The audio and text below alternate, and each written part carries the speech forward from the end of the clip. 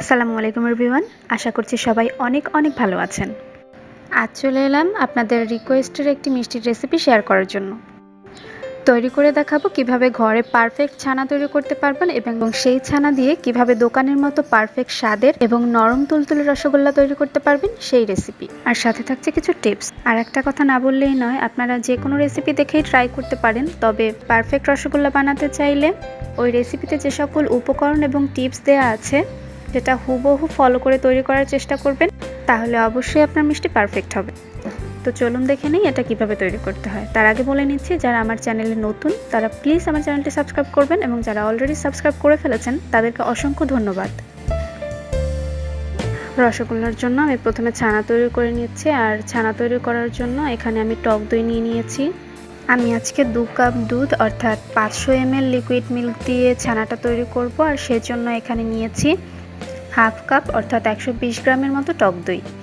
আর ছানাটা তৈরি করার পরে পানি ঝরানোর জন্য মোটামুটি বড়সড় একটা পাত্র নিয়ে নিয়েছি। এর উপরে নিয়েছি একটি ছিদ্রযুক্ত জালি অথবা ছাঁকনি এবং এর উপরে একটি পাতলা সুতি কাপড় নিয়ে নিয়েছি।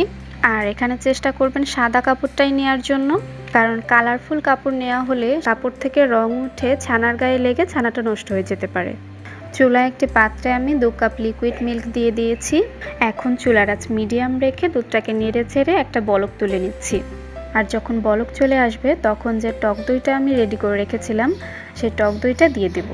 তবে আপনারা চাইলে টক দইয়ের পরিবর্তে লেবু বা ভিনেগার দিয়েও ছানা কাটতে পারেন, কিন্তু আমি সবসময় টক দই দিয়েই করি, কারণ লেবু বা ভিনেগার দিয়ে যদি ছানা কাটা হয় তবে সেই ছানার মিষ্টি থেকে একটা লেবু বা ভিনেগারের গন্ধ থেকে যায়।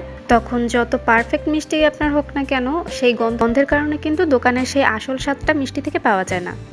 আর টক দই দিয়ে ছানা কাটা হলে কিন্তু এই প্রবলেমটা একদমই থাকে না, আর পরিমাণেও কিন্তু বেশি হয়। টক দইটা দেওয়ার পরে সাথে সাথে এটাকে নেড়ে চেড়ে মিশিয়ে নিতে হবে। আর কিছুক্ষণের মধ্যেই দেখবেন ছানাটা তৈরি হতে শুরু করেছে। ছানার আশেপাশে এরকম মোটামুটি স্বচ্ছ পানি দেখা গেলেই এটাকে সাথে সাথে নামিয়ে নিতে হবে, কারণ ছানাটা বেশিক্ষণ ধরে চুলায় রাখলে কিন্তু ছানাটা শক্ত হয়ে যায়। আর ছানাটা শক্ত হলে কিন্তু মিষ্টিটাও শক্ত হয়ে যায়। এখন ছানাটা আমি সেই সুতি কাপড়ের উপর বিছিয়ে দিচ্ছি এবং এক্সট্রা পানিটা ছড়িয়ে নিচ্ছি। এবার একটি চামচের সাহায্যে আমি ছানাটা একটু নেড়ে চেড়ে দিচ্ছি, যাতে ভেতরের গরম ভাবটা বের হয়ে যায়। এক্ষেত্রে একটি গুরুত্বপূর্ণ টিপস হচ্ছে, ছানাটাকে কিন্তু কোনোভাবেই পানি দিয়ে ধোয়া যাবে না। এতে করে ছানাটা কিন্তু অনেক স্পঞ্জি হয়ে যাবে, আর স্পঞ্জি ছানা থেকে কিন্তু আপনার মিষ্টিটাও কিন্তু স্পঞ্জি হবে। তবে আপনারা যদি স্পঞ্জ মিষ্টি অথবা রসমালাই তৈরি করতে চান, সেক্ষেত্রে ছানাটা পানি দিয়ে ধুয়ে নিতে পারেন। এবার কাপড়টাকে চারদিক থেকে মুড়িয়ে ছানাটাকে একটু হালকা হাতে একটু চেপে চেপে পানিটা বের করে দিচ্ছি। তবে খুব বেশি প্রেশার ক্রিয়েট করে চাপাচাপি করতে যাবেন না, এতে করে কিন্তু ছানার থেকে যে ফ্যাটটা থাকে সেটা বের হয়ে যেতে পারে, আর ফলশ্রুতিতে আপনার মিষ্টিটাও কিন্তু পারফেক্ট হবে না। এবার ছানাটাকে এভাবে বেঁধে যে কোনো জায়গায় ঝুলিয়ে রাখতে হবে 35 থেকে 40 মিনিটের জন্য। এলাম 30 থেকে 35 মিনিট পরে আমার ছানাটা কিন্তু রেডি হয়ে গিয়েছে। তবে ছানাটা এভাবে বের করার পরেও আপনাদের যদি মনে হয় যে ছানাটা প্রয়োজনের তুলনায় একটু বেশি ভেজা আছে, তাহলে আপনারা ছানাটা এভাবে প্লেটে বিছিয়ে রেখে বাতাসে শুকিয়ে নিতে পারেন 5 থেকে 10 মিনিটের জন্য, তাহলেই দেখবেন পারফেক্ট হয়ে গিয়েছে। আর যদি মনে হয় প্রয়োজনের তুলনায় একটু বেশি শুকনো হয়ে গিয়েছে, ক্ষেত্রে এখানে কয়েক ফোঁটা দুধ অথবা পানি মিক্সড করে নিলেই হয়ে যাবে। আমি এখানে 1/4 চা চামচ ময়দা এবং 1/4 চা চামচ চিনি নিয়ে নিয়েছি এবং সাথে নিয়ে নিচ্ছি চিমটি পরিমাণে বেকিং পাউডার। তবে বেকিং পাউডারটা চাইলে স্কিপ করতে পারেন, আর দিতে চাইলেও খুব সাবধানে দিতে হবে, কারণ বেকিং পাউডারের পরিমাণ বেশি হয়ে গেলে কিন্তু মিষ্টিটা ভেঙে যেতে পারে। ছানার সাথে সব শুকনো উপকরণগুলো খুব ভালোভাবে মিশিয়ে নিচ্ছি। ছানাটাকে হাত দিয়ে খুব ভালোভাবে মসৃণ করে মেখে নিতে হবে। ততক্ষণ পর্যন্তই মাখাবেন যতক্ষণ পর্যন্ত না এটা দিয়ে একটা মসৃণ বল তৈরি করা যায়। এরকম মাখাতে মাখাতে একসময় দেখবেন প্লেটের গায়ে আর অবশিষ্ট কোনো ছানার অংশ নেই এবং ছানার গায়ে কোনো ক্র্যাক দেখা যাচ্ছে না। অনেকটাই যখন মসৃণ হয়ে আসবে তখন বুঝবেন এটা হয়ে গিয়েছে। আমি প্রায় 5-6 মিনিটের মতো এটা মথে নিয়েছি। এবার আমার ছানাটা একদম রেডি। এখন আমি এখান থেকে একটু একটু অংশ নিয়ে হাতের সাহায্যে গোল গোল বল করে তৈরি করে নিচ্ছি। তবে মিষ্টির বলগুলো তৈরির সময় একটু খেয়াল করবেন এর গায়ে যেন কোনো প্রকার ক্র্যাক বা ফাটল না থাকে, তাহলে কিন্তু শিরাতে দেওয়ার সাথে সাথে মিষ্টিগুলো ভেঙে যাবে।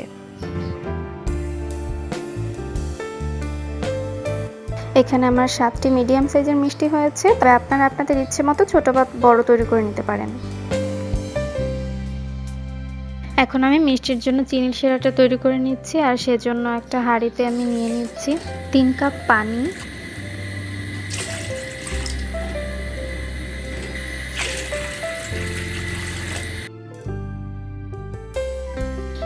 আরও দিচ্ছি হাফ কাপ চিনি। এখন চুলার আঁচ মিডিয়াম টু হাইয়ে রেখে অনবরত নেড়ে চেড়ে চিনিটাকে পানির সাথে মিক্স করে নিচ্ছি এবং অপেক্ষা করছি একটা বলক চলে আসা পর্যন্ত। যখন পানিতে একটা বলক চলে আসবে তখন সেই বানানো মিষ্টিগুলো আমি এর মধ্যে দিয়ে দিচ্ছি। আর চিনির শিরাটা কিন্তু আমি মিষ্টিগুলো তৈরি করার আগেই করে রেখেছিলাম। মিষ্টিগুলো বানানোর পরে শিরাতে জাস্ট একটা বলক তুলে এর মধ্যে মিষ্টিগুলো দিয়ে দিয়েছি। আর মিষ্টিগুলো শিরাতে দেওয়ার সময় চুলার আঁচ থাকবে মিডিয়াম টু লো, এবং মিষ্টিগুলো দেওয়া হয়ে গেলে পুনরায় চুলার আঁচ মিডিয়াম টু হাইয়ে রেখে ঢাকনা দিয়ে ঢেকে এটাকে রেখে দিচ্ছি 10 মিনিটের জন্য। আর এই 10 মিনিটে একবারের জন্য ঢাকনাটা খোলা যাবে না। ফিরে এলাম 10 মিনিট পরে, তো আমার ঢাকনাটা এখন তুলে দেখছি আমার মিষ্টিগুলোর কী অবস্থা। ওয়াও, কত সুন্দর করে মিষ্টিগুলো দ্বিগুণ হয়ে ফুলে উঠেছে। কিন্তু আমার কাছে মনে হচ্ছে পানিটা একটু কম হয়ে গিয়েছে, তাই আমি এর মধ্যে আরও হাফ কাপ পরিমাণে পানি দিয়ে দিচ্ছি। অর্থাৎ প্রথমে দিয়েছিলাম 3 কাপ এবং এখন দিয়ে দিচ্ছি হাফ কাপ গরম পানি।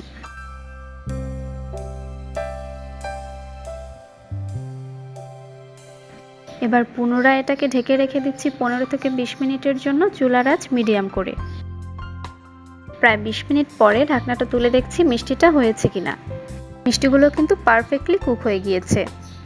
আপনাদের মনে হয়তো প্রশ্ন জাগতে পারে যে বুঝবো কিভাবে যে মিষ্টিটা হয়েছে কিনা। সেটা বোঝার একটা উপায় হলো একটি পাত্রে কিছুটা পানি নিয়ে এর মধ্যে একটি মিষ্টি ছেড়ে দেখবেন, যদি মিষ্টিটা পুরোপুরি ডুবে যায় তাহলে বুঝবেন মিষ্টিটি পুরোপুরি কুক হয়ে গিয়েছে। আর যদি ভেসে থাকে তাহলে আরও 4-5 মিনিট এটাকে জাল করতে হবে। আমার মিষ্টিটা পুরোপুরি ডুবে গিয়েছে, তার মানে এটা হয়ে গিয়েছে। এখন আমি চুলাটা বন্ধ করে এটাকে ঢেকে রেখে দিচ্ছি আরও 4 থেকে 5 ঘন্টার জন্য। প্রায় 5 ঘন্টা পরে আমি মিষ্টিগুলো সার্ভ করে নিয়েছি। আর দেখুন মিষ্টিগুলো দেখতে কতটা ইয়াম্মি হয়েছে। এটা দেখতে যতটা লোভনীয়, খেতে কিন্তু ততটাই মজার। বাসায় একবার হলেও ট্রাই করে দেখবেন এই পদ্ধতিতে। আর মিষ্টিগুলো খেতে কেমন হয়েছে সেটা অবশ্যই আমাকে কমেন্ট সেকশনে কমেন্ট করে জানাতে পারেন। আর রেসিপি ফলো করে মিষ্টি বানিয়ে মিষ্টি পারফেক্ট হলে প্লিজ কেউ সাবস্ক্রাইব না করে চলে যাবেন না। আপনারা চাইলে আপনাদের রান্না করা যে কোনো খাবারের ছবি আমার ফেসবুক গ্রুপে আমার সাথে শেয়ার করতে পারেন। আজ এ পর্যন্তই, ফিরে আসছি নতুন কোনো রেসিপি নিয়ে। সে পর্যন্ত সবাই সুস্থ থাকুন, ভালো থাকুন, নিরাপদে থাকুন। আল্লাহ হাফেজ।